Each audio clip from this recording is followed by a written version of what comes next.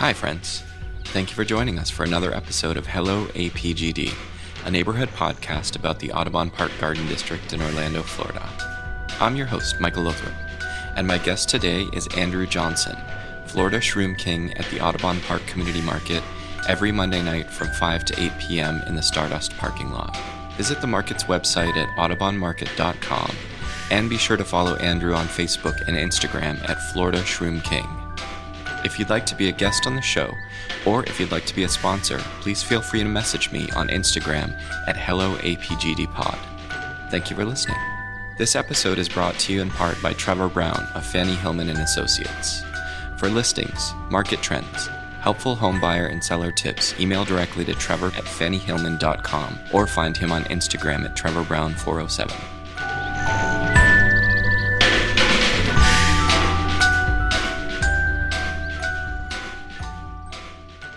And with me today is Andrew Johnson, the Florida Shroom King at the Audubon Park Community Market. Welcome, Andrew.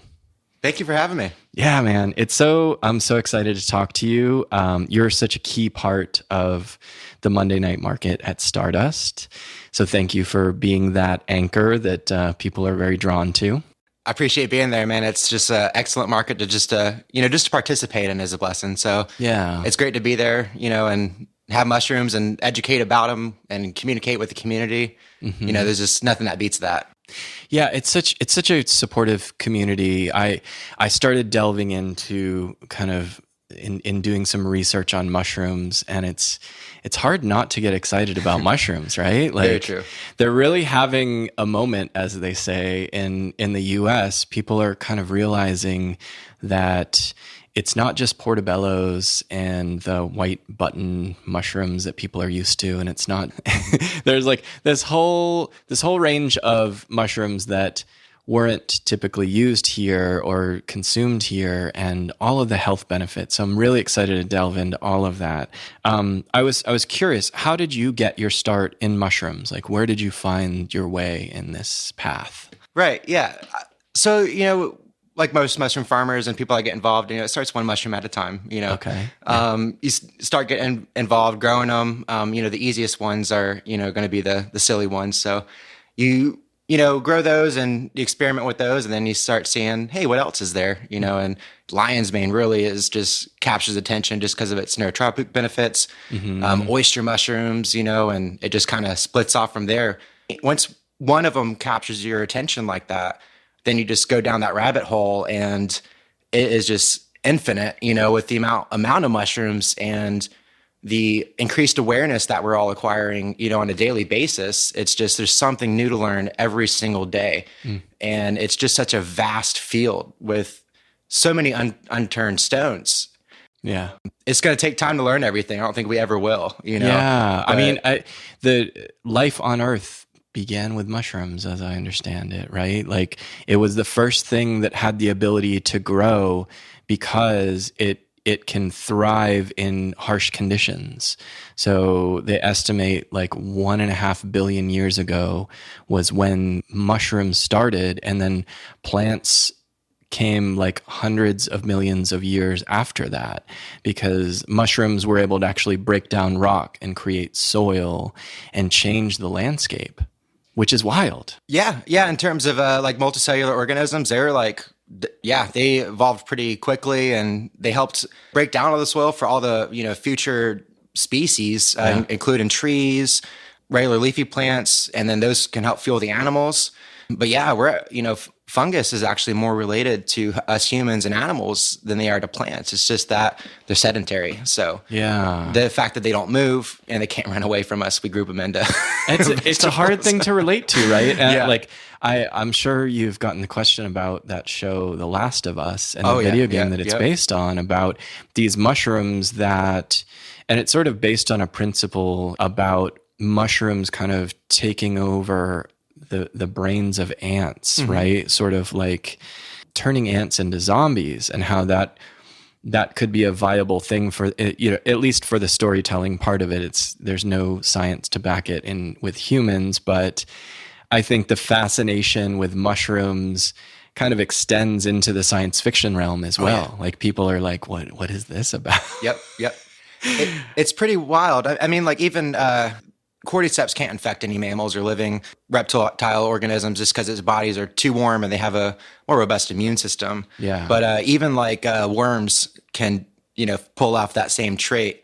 Somehow other organisms, evolve to tap into the nervous system of other ones. Yeah. But yeah, which is a wild thing, isn't it? It is. Yeah. Yeah. With cordyceps, it's a lot more specific. So whenever they're after a certain, ant, wasp, or even spiders, can be susceptible to them. But we're still learning a lot about cordyceps. So they can actually have an analog species. So cordyceps can change its species in the soil, and that's a possibility of how they can cross over and infect another type of insect. But that's still a recently discovered concept, and it's really interesting because it's almost like our current taxonomy doesn't really fit fungus. That's something that we created a while ago just to help categorize things, but DNA can activate and deactivate. Right. That can just change a lot. And mushrooms, they store a lot of their life experience in their DNA, if that makes any sense. Yeah. So basically, like in the case of like oyster mushrooms, if they provide an enzyme to break down, oil or any other, complex carbon, that mushroom can now do that. So it basically can sporulate in fruit later down the road. It hasn't run into that food source in a while, but because it previously was able to learn how to break it down with those enzymes, it can go ahead and unleash that. Yeah. So it's pretty... Yeah, the findings on oil cleanup, like petroleum cleanup, they found in a study of using different kind of organic materials to see what would work. And it was clearly mushrooms were the winner because there was a whole ecosystem that thrived after being covered with no light, and what it did to basically purify this plot that was polluted by some petroleum. And clearly mushrooms kind of seem like the future, don't they? There's like something, there's a larger role at play that is coming with mushrooms, I feel like, which is super exciting. Even with building materials, they're looking at, seeing about building houses out of, mushrooms. So they're taking the substrate that they grow on, that's part of it. And then they get, like reishi's a compatible one. So that one is really, really firm. And when it dries up, everything constricts, and it's a nice building material that insulates heat pretty well too. Wow. There's even someone that built a boat out of that. Really? Yeah. No kidding. Wow. It's pretty interesting, just like with creativity, what can come from that. So there's whole companies that are focused on just providing that. There's even companies that provide packaging. So like if you ship stuff out, they have like, it's made out of mycelium. So it's more eco-friendly. Yeah. It's just insane how many applications that are there. There's even computers that they're looking at programming with mycelium. And we're in the inverse, we're using algorithms in Sweden. Someone used an algorithm and they plugged the electrodes to mushrooms, and they discovered that mushrooms actually communicate in a more complex, vocabulary than humans do. So wow. I believe it was like the human vocabulary has like on average like 5 syllables, and the fungal one had on average like 6. So that increased complexity implies more diverse like language. So they can, and the most interesting thing too is that communication can cross species. So like we struggle to communicate with people within our species. Right. Absolutely. You know what I mean? Right. So it's like they can talk to other fungus or trees, like the wood. So a funny thing is the wood wide web. Yeah. So it's basically that mycelial network inside of that connects all the trees. Yeah. Basically like pecan trees, those are all lush and fruit at the same time, just because they're getting that message from each of the mycelium. So it's time. And that like there are theories that network as we know it was a contributor to the idea of the internet, of having these nodes and having these neural paths. And so that like when one node breaks down, you still have a chain, it has another place to go, right? Redundancy. So this redundancy. Yeah. So all of these things that we can learn just from mushrooms, and who would have thought it, right? Yeah. Yeah. I'm fascinated with The Last of Us and people being like afraid of mushrooms, which nobody. It's a great show. Yeah. I mean, hopefully people will get curious and they'll maybe look into it and see that it's nothing to be afraid of. But the possibilities, I was watching this TED talk about 6 ways that mushrooms could save the planet of just like repairing soil and cleaning up the environment and being a fuel source. And like all of these things are kind of just at the beginning of our understanding. So all that is to say is a very exciting time to be in mushrooms. Yeah. Especially considering like 3 years ago, it was like almost, I guess, fun to, kick mushrooms and not enjoy them. But it's just the ones that like grow in your yard and you're like, what is that? Yeah. Yeah, exactly. Yep. It used to be a struggle to get people to want to try them. Fungophobia was pretty high. That's just Western culture. Yeah. And then, from like really, from what I noticed, it was when Fantastic Fungi came out, that when that documentary played on Netflix, I mean, everybody has Netflix. Right. It was just like, that was like when everything flipped. It was people that, would never try mushrooms before were coming up and saying, okay, I don't like these. How do I incorporate them into my life? Right. And most of the time, 90% of the time, people don't like mushrooms. It's just, they're not cooking them, as mushrooms can be cooked. So basically we cook it just like we cook vegetables and meat. You throw in the oil and then you throw in your ingredients and then you go from there. With mushrooms, that's not the case. You want to actually sweat the moisture out because they have like a 90% water content. So if you throw your oil in, they'll act like a sponge and it locks it all in. Yeah. If you sweat them out for like 10 minutes and let them get a good sear on both sides on a medium-high heat, then you put in your oil and then your seasoning, garlic and onion, things like that. And it comes out nice and meaty, good for plant-based cooking. Yeah. It's not, like a spongy, slimy thing at all once you cook it in that fashion. Yeah, that makes all the difference, right? Oh, yeah. It's like those little tips. And I love that your Instagram and your website have so many tips on preparation and like recipes and things like that. And they're very easy to follow. So it's such a cool thing that you're doing this entire mushroom experience with it. It's not just one thing. You're not just like bringing it to the tables. You have these extracts and these powders. Tell me about that. How did you get into that factor of it? Well, so that first started, I got really big on lion's mane when I started growing it and eating it. That was like made up a huge part of my diet. I started wanting to get more out of it. So I started making extracts using the traditional method of dual extract, which involves alcohol and hot water. So my first batch making it, I noticed that it took 2 coffee-colored components. The alcohol was pretty rich colored, and the hot water one was as well. When you mix them together, it turned into a coffee creamer color. So that was pretty curious, Yeah. It's because the polysaccharides are not at all soluble in alcohol. So it's polar compounds versus non-polar compounds. So when you have the final product is suspended in alcohol, you no longer have the same viability for the polar compounds. So it lost its color because all those things that were in solution dropped out of solution. And it causes further denaturing as well, which after you've already extracted, you don't want more denaturing. So the process needs to end there. So it just by happenstance, like I read a lot of research papers just trying to stay up on stuff, and I just saw I was looking at a tremella study, which is a snow fungus. And they said that the only way to extract it was to use ultrasonic extraction. And I was like, oh, that sounds cool. So I read about it and I'm like, oh my God, this is crazy. So basically what ultrasound extraction is under 100 hertz, the frequencies ripple through the water until they meet the cell walls. And throughout those frequencies, the cell walls expand and contract until they eventually form a bubble that bursts. So that is a process called cavitation. That's a physical process to remove the constituents out of the cell walls of the mushrooms that doesn't rely on solvents like alcohol or excessive heat. Doesn't change the chemical properties of, right? It just shakes it out basically. Yeah, exactly. It doesn't denature them and it can actually bring them into a colloidal state. So ultrasound is part of utilizing nanotechnology.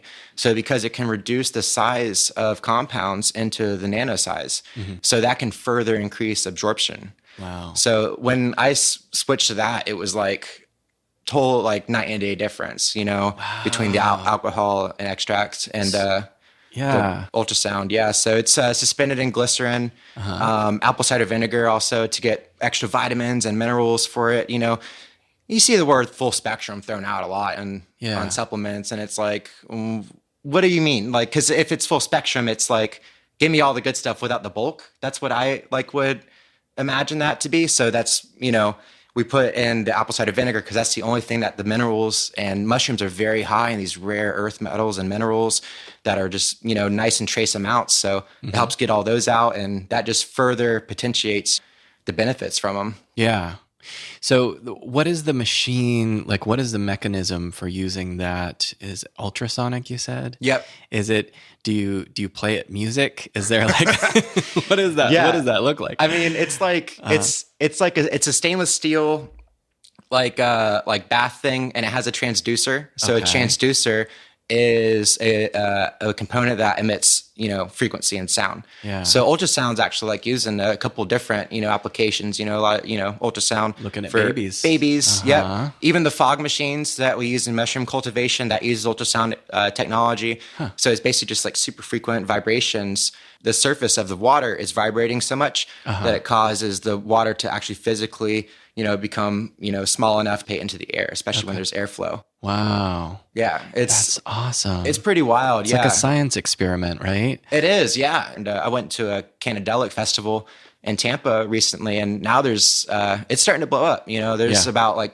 we met like 4 other companies that are starting to do it. So it's a good method. I kind of when I saw that, I was wondering, I was like, why is this not more popular? Yeah. It's still kind of new, but it's kind of not, in terms of like research papers, like 10 years in terms of mushroom application, Yeah. So we're a little bit slow to learn though, aren't we? As a country, maybe. Yeah. And maybe it takes, someone doing it and like as a college thesis, and then someone who's just like trying to do better to find it and do the action behind it. So I get that, and, it obviously takes the mushrooms and farmers to grow them too, right? So you have to have the product. Yeah. A lot of mushroom extracts are made using dried mushrooms, which isn't necessarily bad. It's just that if you can use fresh, that is going to help with the, the strength of it. You're going to cause less degradation. So we use fresh lion's mane to make the extract. And I noticed whenever you're harvesting like lion's mane, lion's mane has terpenes and there's resin glands on the surface of it.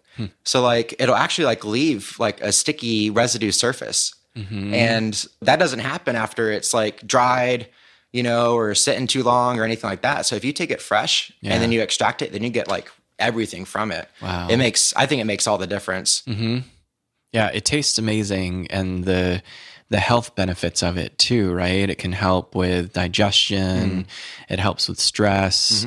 It helps with your sleeping habits. It helps your immune system. Like all of these things that anybody could use that, right? Oh, we yeah. could all use a boost in those things. Oh yeah, for sure.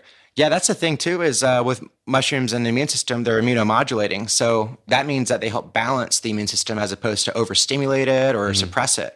So a lot of things like elderberry, if like some people aren't well, they'll take an elderberry, to help get right again. Yeah. But sometimes we don't always need to overexpress our immune system. So that can, lead to tiredness. And then if it's underexpressed, then we can get sick.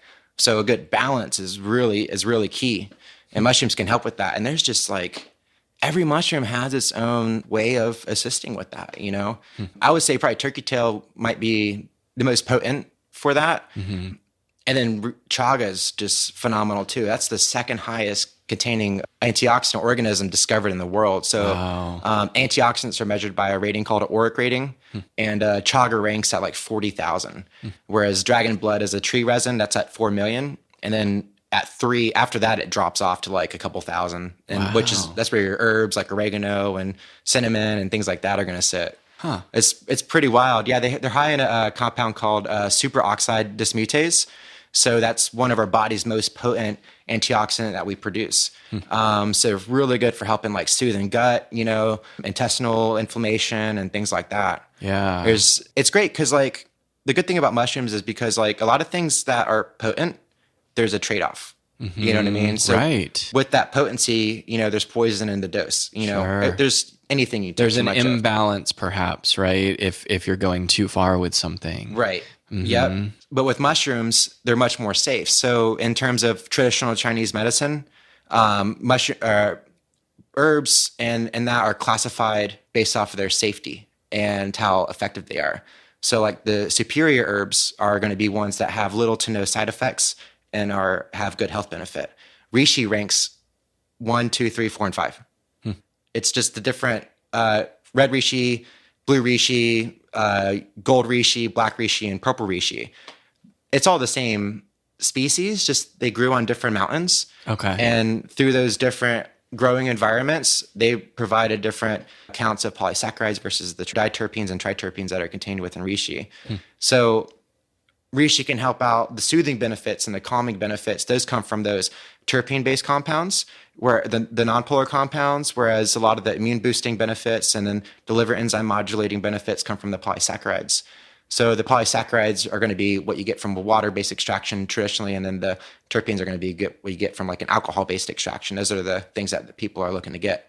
But there's over 147 bioactive compounds that we've just discovered in reishi. Lion's mane has a ton as well, and we're discovering more, as we go.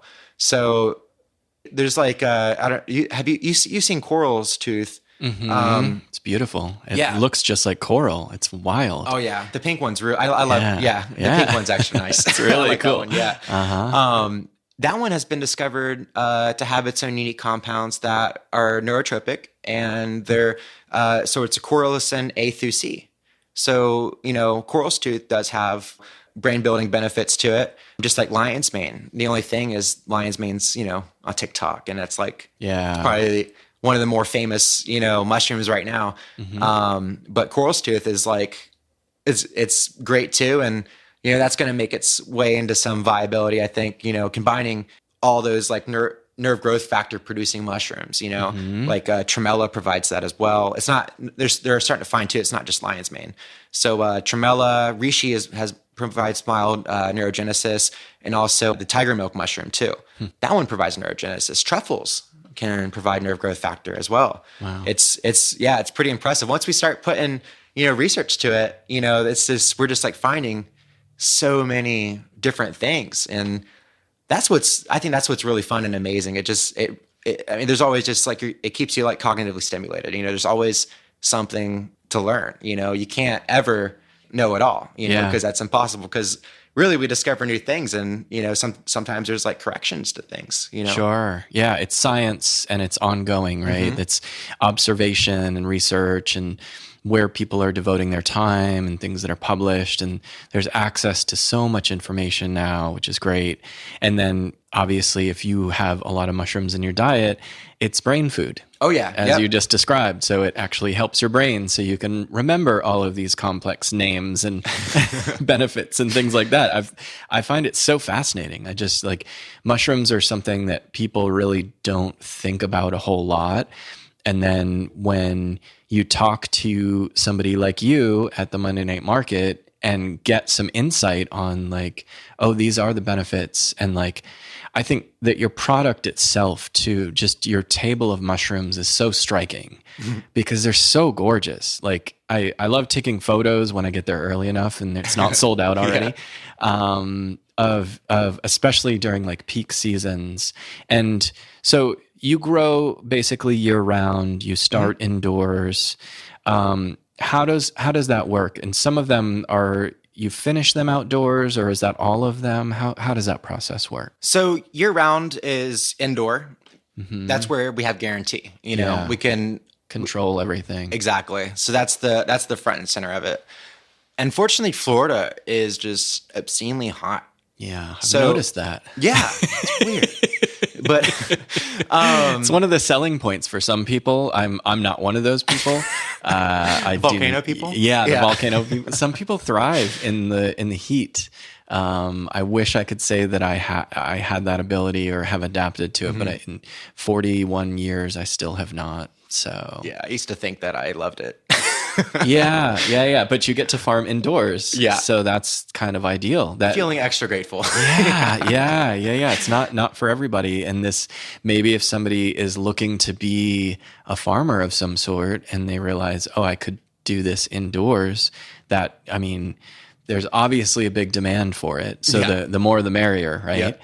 So yeah, let's hear about that growing process. So yeah, and then the outdoor, that's coming in probably I'm anticipating November of this year once it cools down. Last I looked, it's still going to be like high 80s in September. Once that drops down, then we could start going outside again. Yeah. And then that kicks off until it just gets too warm. Yeah. So that's when production is just at full blown. So, and that's when you get more varieties too. That's like the time to really check out all the new stuff. Yep. That's so cool. During the fall and winter. So I just moved out to to New Smyrna, out into a blueberry farm / apiary. So that's going to give us a lot more room to expand and grow more mushrooms indoor and especially outdoor. Outdoor this year, I'm expecting. I'm planning for a pretty big one. That's so exciting. Yeah, that's another vendor at the market, Hunter Thompson, that we love, we adore. And so you're teaming up, that synergy, as Gabby says. It's amazing. It is. It's really fun. It's just the environment, just that like microclimate. There's just so much fun to be had out there. And it's like a lot of things you can't do at a huge, crazy scale, but you can do some really cool stuff, and bring it to one or two farmers markets, and it'd be awesome. So fingers crossed, there's a couple patches, try to spray some liquid culture on the ground in abundance, and maybe we can get some chanterelles in a couple of years. Yeah. But yeah, definitely want to go out and do we're going to start doing our own reishi too. So right now I use wild foraged North American reishi for the extracts. So we're going to start doing some wild simulated methods. So that way they have full access to humic acid, and they're able to produce the most amount of compounds. So that's as soon as we can grow reishi that meets that same level of wild foraged, you know what I mean? Yeah. That's really what I would love to do. What a cool goal. Yeah. And then we can also start doing more varieties of reishi too. So there's like black reishi. That's a really cool one. And there's purple reishi. So those just have their own benefits to them, Yeah. So that'd be great to add into the mix. Man. Yeah. I'm excited for you to start. I mean, the excitement is contagious. It's one of those things, just like, and it's the reason that I do this podcast. I love these stories of positivity, of people doing really cool stuff purely for the love of it. And then they're also able to find this can actually be a viable career. Like I can do this full time once I can scale it to the point that it's sustainable. And that's what I want to do. So like I'm working toward getting that and doing the extracts, like all of these different products that you bring to market, there's more of a shelf life for those things, right? Because a mushroom, once you harvest, it's like a couple weeks maybe in the fridge in a brown bag or a cloth bag. And it's a usable thing or at its peak at that point. But with more shelf stable things like that, and the benefits just kind of carry on, right? It really helps grow things. So like, focusing on and getting more involved with the extracts. And then we're doing these big events now too. So we just did Canadelic Festival in Tampa. And then that we're also going to be doing Fit Fest. We're going to be at the Mount Dora Cannabis Festival in August, Meet Florida Meet. November, did that one last year. That was just, wow. Yeah. That was at Long and Scott Farms. Yeah, so that's in Mount Dora too. That was just, wow. It was like, oh, wow. It was raining and still everyone was like, we're getting our farm produce, man. I was like, this is amazing. I love this. Yeah. I mean, that's what we've seen lately at the Monday night market too, is if it's raining, people still shop. They're about it. Yeah. They're about it. They show up, like the vendors show up, the people show up. And that's like what you need for this viable thing that's sustainable, because all of these grocery items that you bring to table, it's like you have to sell those things, or find, barter. It's like, that's a beautiful thing too. At the end of the night that you'll see at the market is that like people have leftover product and it's like, do you want to trade? And then people can make it into a new end item or incorporate it into what they're doing. And I love that. It's the best, right? Yeah, that's community. Yeah. Yeah. That network of people, and that everybody who is there like truly cares about their product and what they're doing, and they're just bringing their best to market. That's what it's about. Yeah, what you see is what you get, like that's really, I think that's really, really vital and important. In Florida, farmers markets are pretty tough. Yeah. typically are not farmers markets, Right. to carry the name. Right. So yeah, it's craft market, sometimes with like resellers of produce. And it's that transparency is not always there. So you're buying like things that are clearly not from here. right. And it's like you have to ask questions that like, should you really have to ask that? Like, you like, I feel like if you walked into a farmer's market, you know what I mean? Like the question's answered already, like, just by the name of the place. Yeah.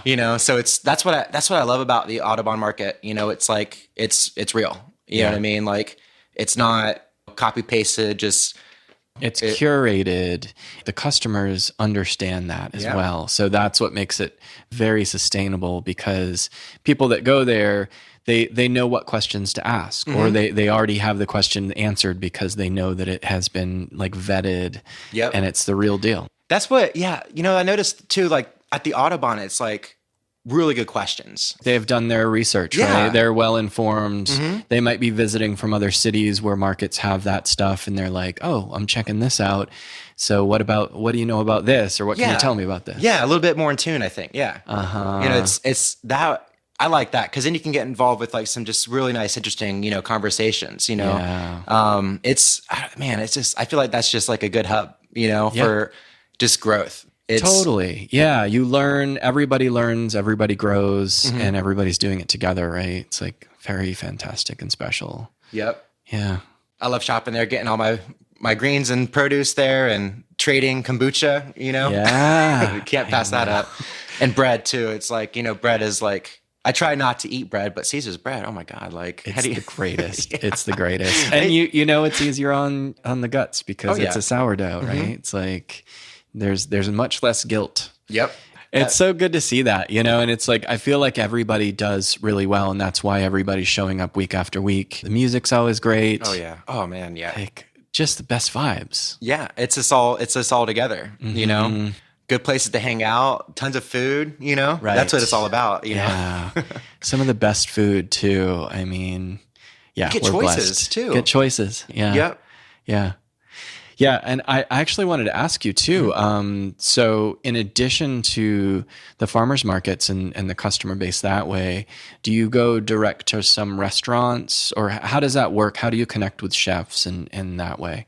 Well, a lot of times they come to the market to come and meet me. Right now, I work with Soseki, which is a Michelin star omakase. And with the move, we're actually going to start expanding and starting to do more wholesale and restaurant clients. So that's going to be exciting. Yeah. So, yep, we're definitely going to be on the lookout for that. So we'll have availability for lion's mane and blue oysters. So that way, anyone who wants to do any type of like add vegan dishes to their menu, or just bring some more flavor to, anything else, like mushrooms are there for that for sure. Yeah, we need that. And we need more of that. Oh yeah. It's just like everybody is going to eat better because of what you're doing, which is amazing. Yeah. It's nice hearing feedback, like when it comes from like people that had been there for a while, shopping at your booth, it's like, those are, I bet you have a lot of loyal customers that are there every week, right? Is it?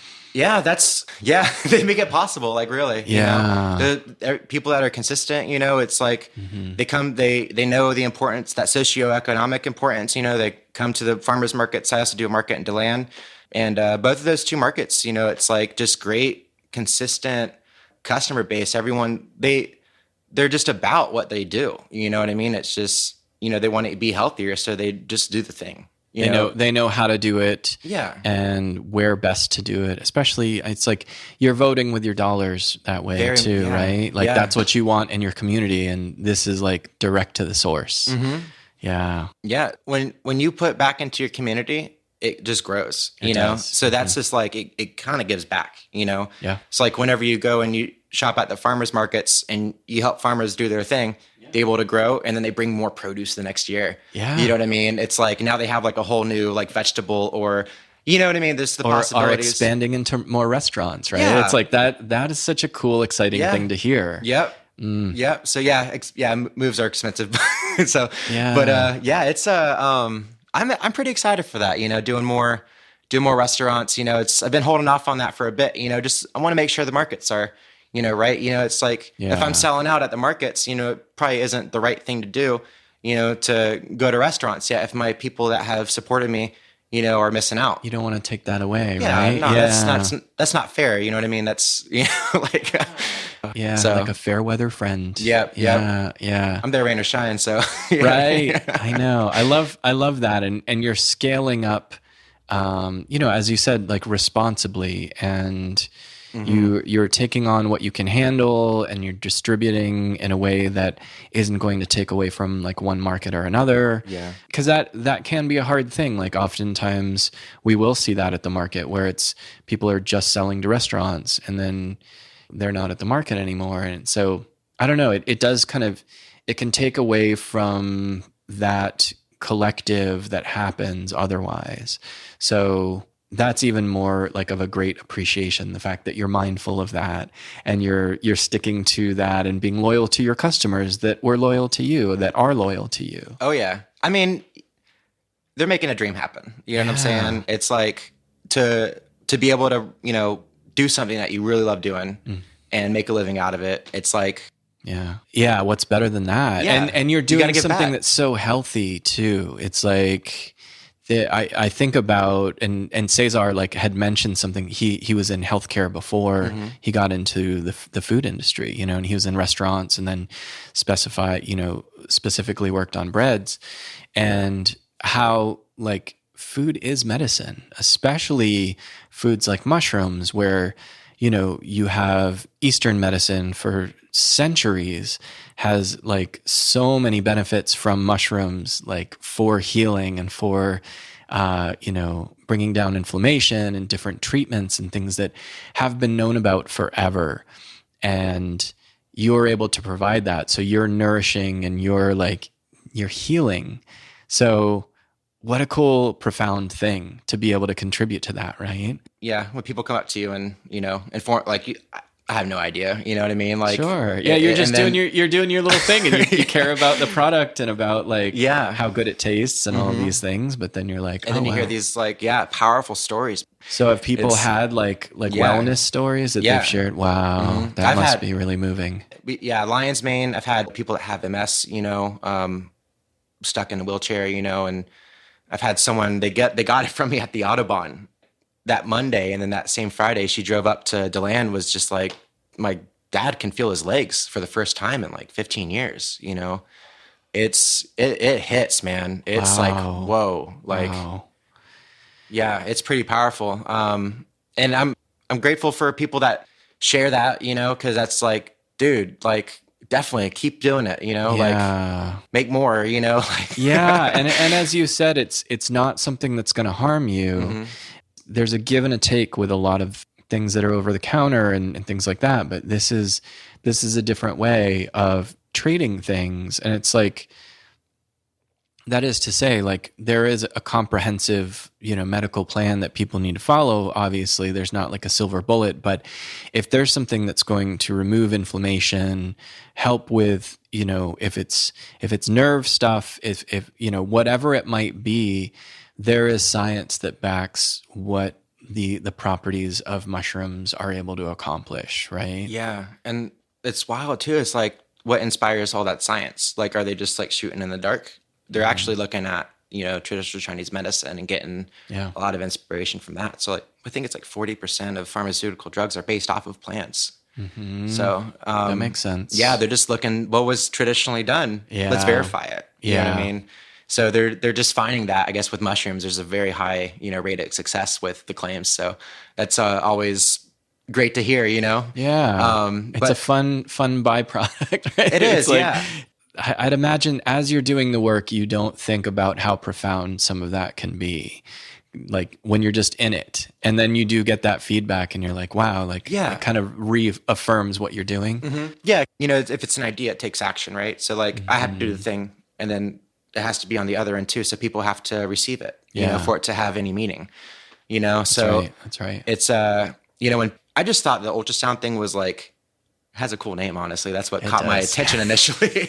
But then like I read about it and I'm like, whoa, this is like super legit, It's when you do that, and then it's an education piece, just like the mushrooms. You know what I mean? So it's like, it's good when people already know about lion's mane, so I can like talk about the ultrasound thing. But they don't know any of it, I just, can educate them about the lion's mane. You know what I mean? Yeah, it's pretty interesting. Like I wonder when I first saw the ultrasound thing, I was like, why isn't this like out? I've never even like seen this before, and then now, yeah, like we were talking earlier, it's like it's popping up now. Yeah. You know what I mean? So I'm really glad to see that, because that just like brings viability to it. You know what I mean? The more people that are familiar with that like method of extraction, just the increased quality that's going to come about, in a whole. Yeah. So like one of the reasons why I made the extracts, because of, just stuff isn't of quality, and shelves, like how old is it? How was it made? What's the materials how old were the materials it was made with? Yeah. There's so many, there's a lot of fillers too, right? That happen. God. Yeah. I would imagine. So it's like if any type of like beneficial herb or supplement or whatever you take for your health. Yeah. Normally pretty expensive, and I'm not, I want it to be real. You know what I'm saying? Right. So, right. It costs what it costs for a reason. Like that's the input costs are because it is the highest quality, as you said, full spectrum, but meaning like what it means, right? Yeah. It's like, how is somebody going to check that out? But once they talk to you about what your process is and that you're using fresh mushrooms for almost all of it or all of it, that that's a starting point that's going to make a difference. Like that's an obvious trait, right? So it becomes a much easier sell when they get to meet you. You do some shipping for the extracts themselves. How does that work? Like, do you get a lot of sales for that? Is that picking up? Yeah. So the website's pretty good. That we do online orders. So FloridaShroomKing.com. I have all the extracts available there, everything from lion's mane, reishi, turkey tail, chaga, and then the trifecta, which is made up of reishi, turkey tail, and chaga all together. Those all three have aligned benefits of supporting gut health, lung health, inflammation, and the immune system. So all of those are available on the website. We're even going to be stocking up on really high quality dried lion's mane powder. So if you want to make your own brain broths or anything like that, you can do that at your home, So just trying to provide more of that for everybody. There's a good demand for the dried products, and with the liquid extract, that's I made a patent pending process to create that. So it's like when you do the research, you find fine tuning that can be addressed. So the timing of things and what you add to it and when, and like the formula, the recipe, essentially. Right? Yeah. So dried is the next mission. So how can that be delivered of quality? Not of just words on a label. So with mushroom powders, normally how they're made now is they're just made using the traditional dual extract method. So then you have all those problems that are affiliated with it, and then they spray dry it, which can cause further degradation. So typically, what people are consuming are like a product that's like of the 10th of the strength, Yeah. So in my experience with talking to customers that people have tried lion's mane products, 9 times out of 10, it is a powder, and they question if it's working. With lion's mane, you shouldn't like really question if it's working. It's like there's perceptual value to it. Yeah. You don't get high from it. It's not trippy at all. That's right. a common, assumption just because mushrooms, I guess. Sure. But it's mental clarity and focus, and you can like it helps reduce brain inflammation and increase neurogenesis as well as neuroplasticity. So neurogenesis is the formation of new neurons in the brain, and the neuroplasticity is a connection or the synapses between those neurons. So that can help lead to better memory, increased intelligence, focus, and better mood.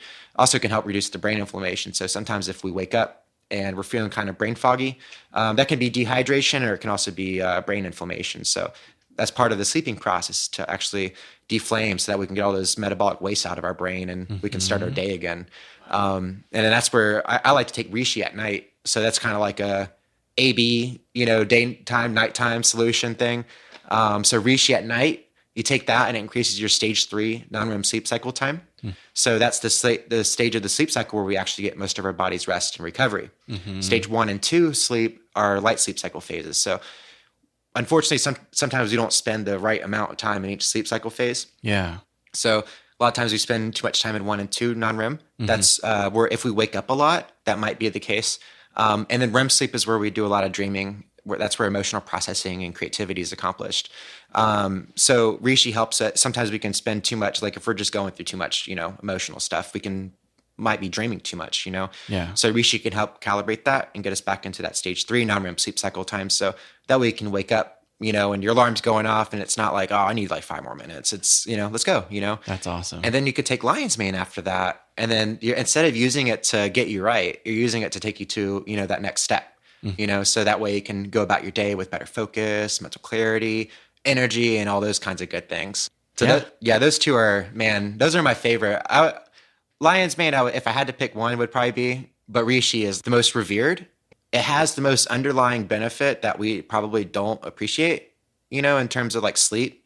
A lot of people, they are often drawn between the two if they want to pick one, and they know they want energy and they're drawn between the two because they know sleep is, a big part of that reason. Yeah. But they want to switch to lion's It's like mane. the cause and effect. Like, which are you going to go after, right? You got to go after the root. So you take reishi, and then that's going to really get you what you want. And then you can get that turbo boost from the lion's mane. Okay. Yeah. You got the formula all figured out. You're living proof that it works too, right? That's what happens when, I eat the mushrooms every day. I take the extracts that I make, and I listen to my customers too. So I like to have conversation with people and get the feedback, and try to just improve the product and just make it as best as possible. I'm like a small farmer, man, I have I don't like to look at it as like competition, but I have to be seen at that high caliber of multi-million billion-dollar companies, you know what I mean? So it's, you really got to step it up, and so I'm stepping. It's the quality, not the quantity. Yeah. And also you're increasing the quantity so you can reach more customers and expand into restaurants more so than you have been. And you're doing it kind of at the right pace and the right scale. And from the markets, I mean, I just see how many people we've gone and visited you at the Friday night market in DeLand. Yeah. And that's such a cool spot to like, what a nice night out that is for DeLand. It is. It's fun. Yeah, it's right by Stetson. Definitely, people should check that out as well. And just how people respond to you. Like, you always have people at your table, and you can see that they're very engaged. You know what I mean? It's not just they're passively browsing. They want more information. Often like taking video and doing like Instagram reels and stuff for the market. And I'm just like, there's like never a time that you're not talking to somebody. Yeah. I love it, man. It's just, just make yourself available. You know what I mean? And that's, and then opportunity presents itself, so just be there for people, give them the information that they're looking to seek, and typically they'll support you if they came there, they're interested in it. You know what I mean? Right. And they have questions. Answer the questions. Let them learn. Yeah. Then it just, everybody grows, and then they can tell their friends about this stuff. And then teach their friends, and then so on and so forth. It's just like this huge. It's its own mycelium web. You know what I mean? That's right. That's how it goes, man. That's just how it starts. People getting educated. It's just like unfortunate, it's like we were all raised to be scared of mushrooms. You know what I mean? Yeah, because there's some that are toxic, right? They're like less than 1%. Is that right? Yeah, and they'll cause an upset stomach, and then 1% of those will kill you. So, but it's just like there's a perception thing, right? It's like, just don't, as when you're a kid, and don't touch those mushrooms because we don't know what those are. Yeah, right? we just didn't learn about after we grew up, oh, that's just like Santa Claus. Yeah. You know what I mean? Yeah. Some that were told just to keep us. Innocuous. Yeah. Like, don't be concerned about it. Like, it's fine. Yeah. But no, that's the medicine we need. Yeah. I hope that we are coming away from that and we are growing beyond that, because there's just so much opportunity, right? Yeah, I would say so. I would man, it's so different now. When I first started doing this, it was a fight. It was almost like a crusade. Here's mushrooms, and they're not all nasty. Yeah. You know what I mean? They're not what you're used to seeing. It's either portobello or those white buttons, right? It's that's all most people know. Right. Yeah. And that's just because that's what's being provided to us by the grocery stores, Yeah. convenience and stuff. Yeah. Agaricus bisporus is white button, brown button, cremini, and portobello. It's all the same mushroom. Okay. Just different varieties. So white buttons are grown without light. The brown buttons and portobellos are grown with light. And then the cremini is the second flush. So it's going to have a more mild flavor. Interesting. Yep. I never realized that. Yeah. It's So you get one type grown a little bit differently there's some variety. And I mean, with blue oysters, it's kind of, there's different, like with oysters, there's different species, but with blue oysters, like it's kind of becoming like tomatoes. You know what I mean? So now we're getting like heirloom, right? So like there's this guy in Tennessee, Mossy Creek. He's been breeding blue oysters. So that's where the strain of blue oyster that I use comes from. Okay. So it's called King Blue, and he crossed King Trumpet with blue oyster. So that's already been done in the form of what's called black pearl. So black pearl much more resembles the King Trumpet. It just has a marbling, black and dark gray marbling across the structure of the cap, and it grows more of a cluster that it adopted from the blue oyster. Still really large, and you can still get some like whole full pound mushroom off of it. Wow. But blue oyster, so whereas like black pearl is like 90% King Trumpet, blue oyster is the opposite. So it kept the same form, structure, color of the blue oyster, with the exception of its caps or its stalks are just super meaty like King Trumpets. So it's just, and the umami and the savory flavor is just much more involved. And I just found that to be like that's just like across the board, like, man, this is better than any other like blue oyster I've like had and grown and stuff. So it's like, definitely, I focused on that one. I think that was cool. I think it's so exciting for people to get to try these mushrooms for the first time and try, and looking at your recipes online and just like all the possibilities. Cause it's like, we know like cream of mushroom soup, right? We know like risotto, right? It's right. good. Yeah, totally good. But there are so many different things. Even like you had like a mushroom pot pie that you posted about, and all of the meat replacements that you can do with different preparation. And it's just so exciting to see this kind of branch out, because this is like a very viable food source for, we should all be eating less meat, and we should be changing our diet a bit to be more responsible stewards of the environment. We can all improve. Yeah. And this is one small way to do that.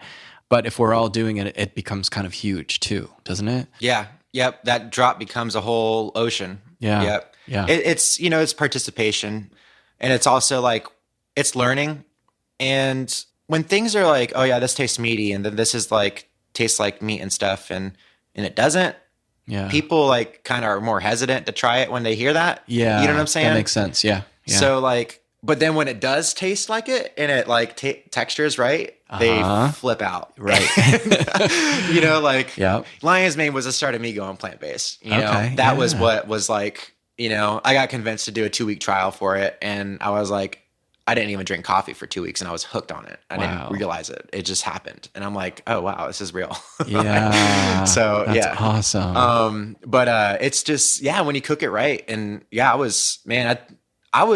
so I had someone, it was like my first or second farmer's market. Someone told me about the cooking it dry trick. Mm-hmm. Rather than with oil, just like low heat and letting it kind of, Yeah, it was like, just you press it, right, to get some of the moisture out. Yep. This lady walked up and she's like, did it, drop that knowledge bomb. And I'm like, oh. And then I went home and did it. And I'm like, oh my God. Changes everything. I tell everybody about it. Yeah. Everybody. Like, you've got it pinned on your Instagram. I'm like, this is perfect. This is right where it needs to be. Yeah. This is how you do it. That's so smart though. Because that one little thing, because you just think like, oh, oil, we're just going to cook it in oil and it's going to be great. It's like, no, there's a reason why it's not. Yeah. And it's texture and it's getting that right balance. Like once you've sweated out, once you've gotten the water out of it, that's when it becomes really interesting in taste and texture. And you still have all of the nutrients in there. Yep. And that's the thing too with mushrooms is they should be cooked. So we can eat what we choose to eat. You can eat raw mushrooms. Just don't expect to get the most health benefits out of it, because mushrooms cell walls are made up of chitin.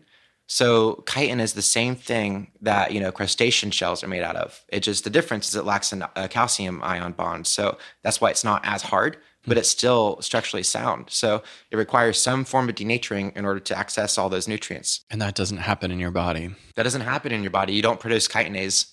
So chitinase is an enzyme that would break down chitin. I never had heard that before. Yep. Wow. Papaya, kiwi, and pineapple all have chitinase. Huh. So, you could, if you did like some kind of ceviche, let it marinate in that, or even like acids like vinegar can help break it down. Mm-hmm. But I would recommend if you want to whip up a lion's mane steak to boost your brain, I think just the good old cast iron skillet, that's really going to be the best way. And another tip too with lion's mane is if you press it, after it starts getting that sear and get that extra water out, that gets really nice and meaty. That's like my favorite. I love doing it myself. So recently I've stopped doing garlic and onions. I don't know, just, different. Changing it up a little bit. Yeah. And I am going crazy with thyme and rosemary and coriander. Mm-hmm. That's just like my favorite mix lately. That sounds awesome. Yeah. And rosemary is good for the brain too. So that's just a great combination, and if you eat eggs, eggs are a good source of choline and the B vitamins. So that plus rosemary and lion's mane, that'd be a great day starter for people to, have a clear head, go about it. If they're in school, it's like, man, I wish I was eating that in college. Yeah. But maybe I wouldn't have dropped out if that was the case. So. Well, I'm glad that your path took you to this. Yeah. It's funny how you don't really see how things are going to ultimately work out the way that they're supposed to, but this is clearly that, right? I had no idea. Yeah. It was around I don't know, the timing of things. It showed me I was already man, I got to do something. I was I ran my own business for things. I was a personal trainer for a couple of years and all that. And I was just going, what years were those? How long ago was that? When I was from 20 to 26 or so. And I was a trainer. And how old are you now? 33. Okay. All right. Just turned 33. Well, but happy birthday week. Yeah.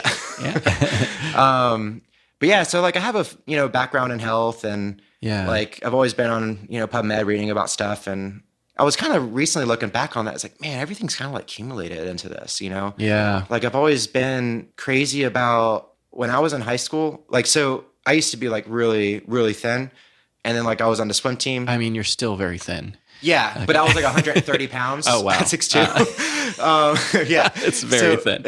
So and I was just, on the swim team and just wanted to do better. So I worked out over the summer and, gained quite a bit of weight and, just did really good, helped break records and all that kind of stuff. And then just got super, wow, this is a great thing.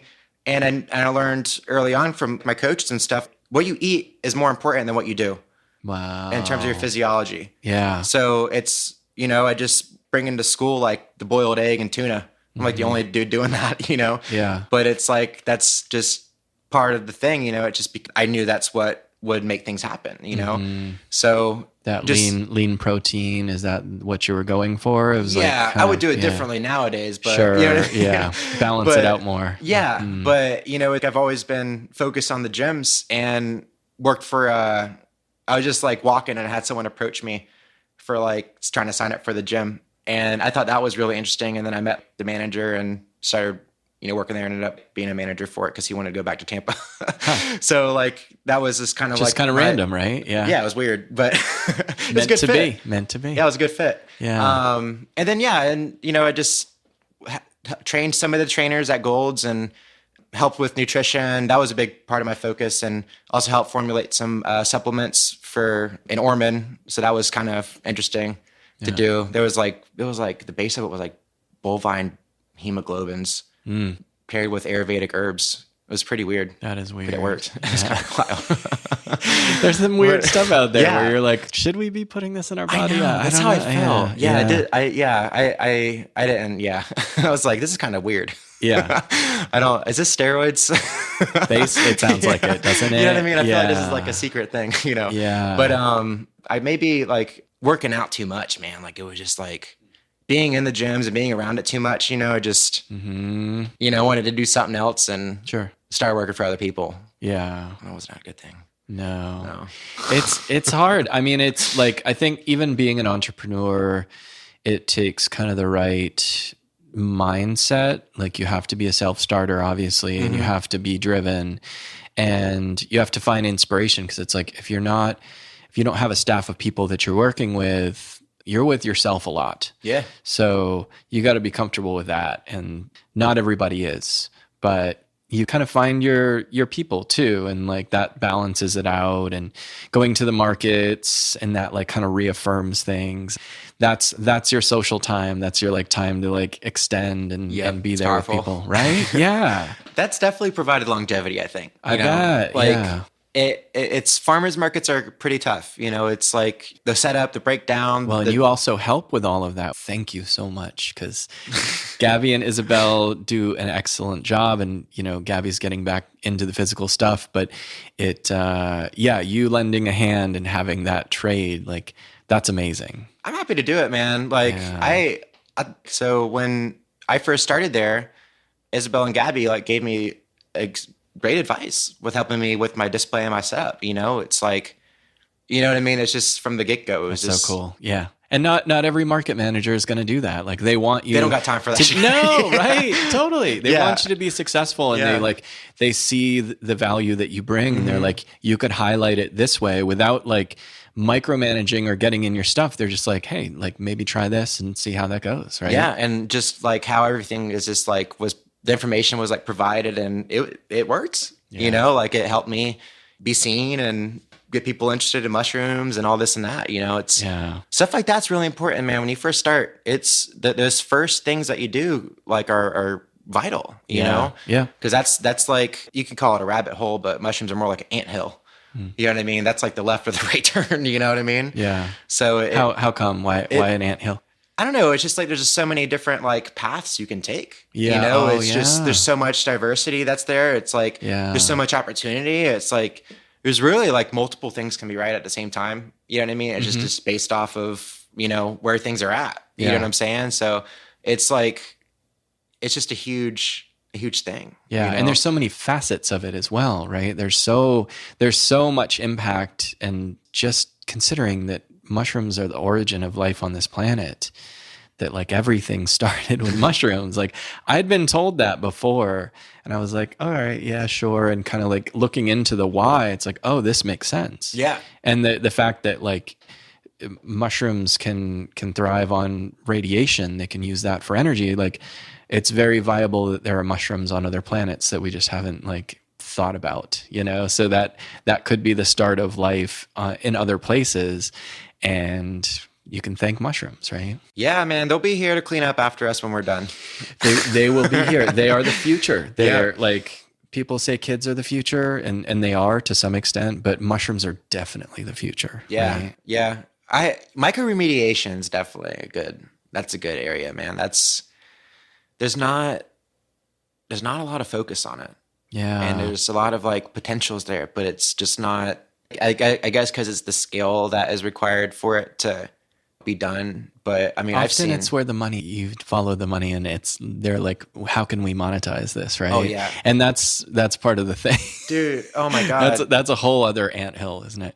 The closest person that I've seen to doing it at like commercially viable scale, and to where they're actually going out and doing stuff, he put out like cost projections, and it's like $100,000 per acre to microremediate it.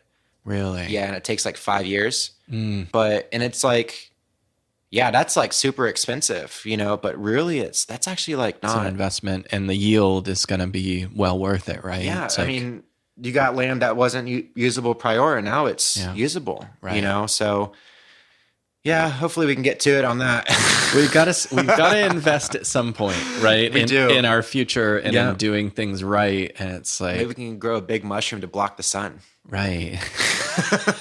That's the next step, like Smurf style. Right? Yeah, we'll live underneath. Right. Spores the size of basketballs. Yeah. Yeah. Well, that was one of the things in my research too, just finding that the largest living organism on Earth is like a series of mushrooms, right? It's this 2,200 acre in the Pacific Northwest, just this living mass that's like one cell wall thick. And honey mushrooms. Yeah, it's like, that is so wild. Like, that's Yeah. not something that you really think about. Like, Yeah. a living organism that's 2,200 acres. Like, Wow. how can even you wrap your mind around that? Yeah. And, honestly, it might be multiple ones that have all combined their structure and to where we can't detect a difference. You know what I mean? Totally. Mushrooms are pretty wild, man. They just have much more control over themselves, like in their DNA than we do. You know what I mean? Can you imagine, like, oh, I want to eat a mushroom and let me just develop some chitinase in my belly real quick. And They can thrive in all types of environments, right? And they just make things work. They adapt, whereas we do the opposite. So with oil spills in the water, they make mushroom rafts. Yeah, like, that's the future, isn't it? Yeah. We got some good brain. We have some good brains on the planet. Yes. They're mushrooms are the future. They are. We need to just accept it, and we need to embrace it, and we need to support it because that is the constant, and they're delicious. I mean, they're so good. Yeah. Like, anybody who hasn't realized it needs to check out Andrew at the Monday Night Market in Audubon Park at Stardust, 5 to 8 p.m.